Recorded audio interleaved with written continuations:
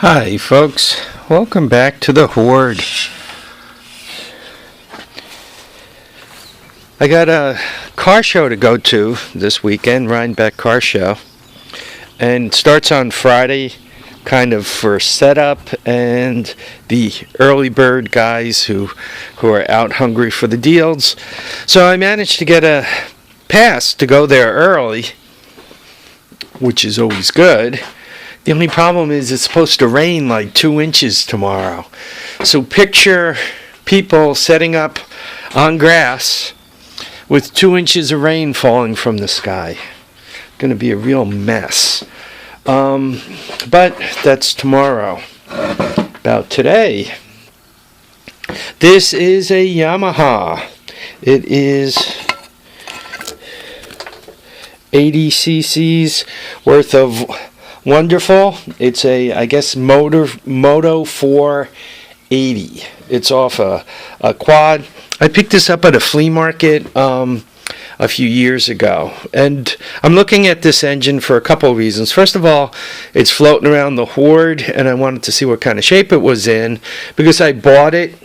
I got it cheap back then, probably one of those, I don't know, 25 or $35 wonders. And so I brought it home, and it's basically a parts motor for a quad my kids have. It lives out in Pennsylvania nowadays.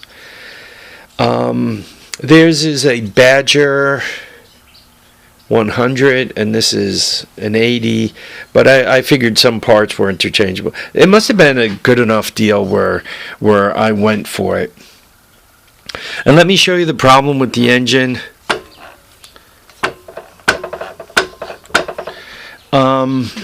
So it's a banging away. What I did is I took the valve caps off there to check where the valves are to make sure they're loose, and they're both loose, right? But it's still banging away.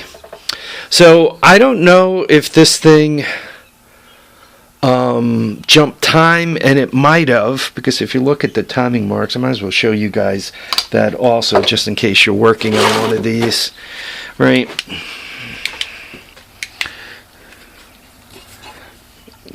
I don't know, you see,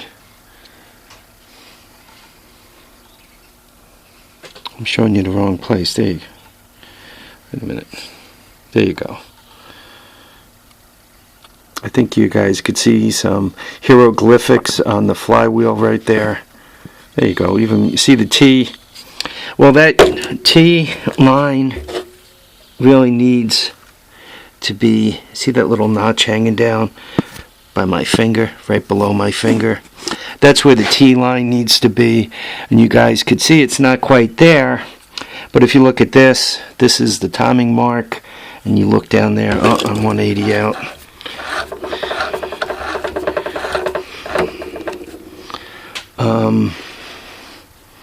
Anyway, seemed like I was getting it. I had them both lined up better before. Anyway, here's where the timing mark is. Here's where it needs to be, and you can see this is just about in place. So I think what happened is it jumped time. The chain is also pretty loose. I don't know. Could you guys see in there? It's hard to. Anyway, I think. See the way the chain's all loose. I think this thing jumped time, and even though I loosened the followers so that the valves are loose, I think the valve is bent a little bit, so when the piston comes up, it's hitting it. So, about this engine, it's a nice parts engine, and it doesn't have much use other than that. So, that's the first thing I wanted to show you on this engine. The second thing is I have a buddy of mine, Corey, who's trying to hook up one of the homemade ignition systems to it, one of the do-it-yourself ignition systems. one of the China cheapo ignition systems to it. And this is your pulse generator right here. But notice the colors of wires coming off the pulse generator. We have red or white with a red stripe, and we have green with a white stripe, right? So they come out here on the wire harness, and if you're trying to hook up the blue wire and say, oh, look at me, I got the pulsar, I don't know what the blue wire goes to, but it doesn't go to the pulsar. The green and white and red go to the pulsar. And by the way, I call this a floating pulsar because the green wire doesn't go to ground, it just comes straight out. So you actually have to hook the green wire to ground, right? Because you're not getting ground anywhere else for your pulsar, and the white and red wire to your trigger on your CDI. So that's the second comment I wanted to make about this. What am I going to do with this engine? To be quite honest with you, I'm not sure. Probably I'm going to put it back together again and pop it back into the shed. It wasn't bothering anybody there. Keep it around as a parts engine for my sons. And then eventually, you know, somebody tells me a good enough story about why they really have to have it, you know, we might be able to put together some kind of deal. You know, I'd rather have something Yamaha than Honda. Given the white and red wire, when I get a chance, because I don't think I could quite get in there now, or can I?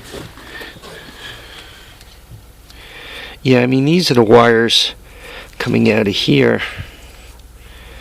I'm wondering if, unfortunately, yeah, they got a white and red. I'm wondering if these guys like to use white and red and maybe black for ground.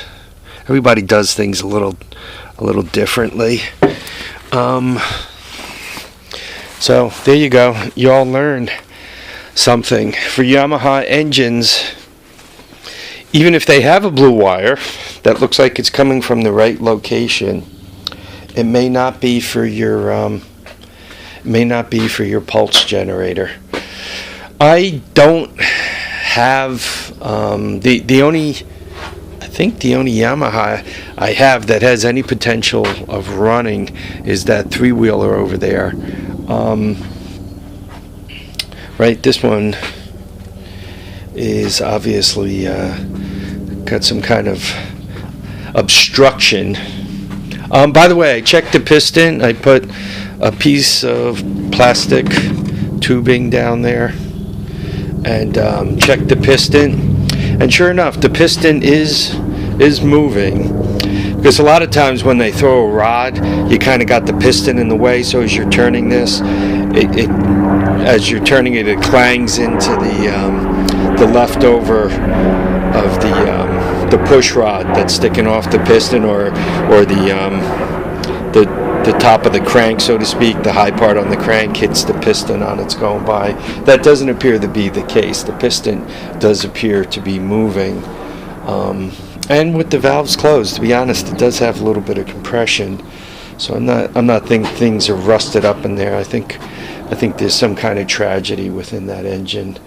If I had any need for it, I would tear it apart and figure it out more. But at this moment, then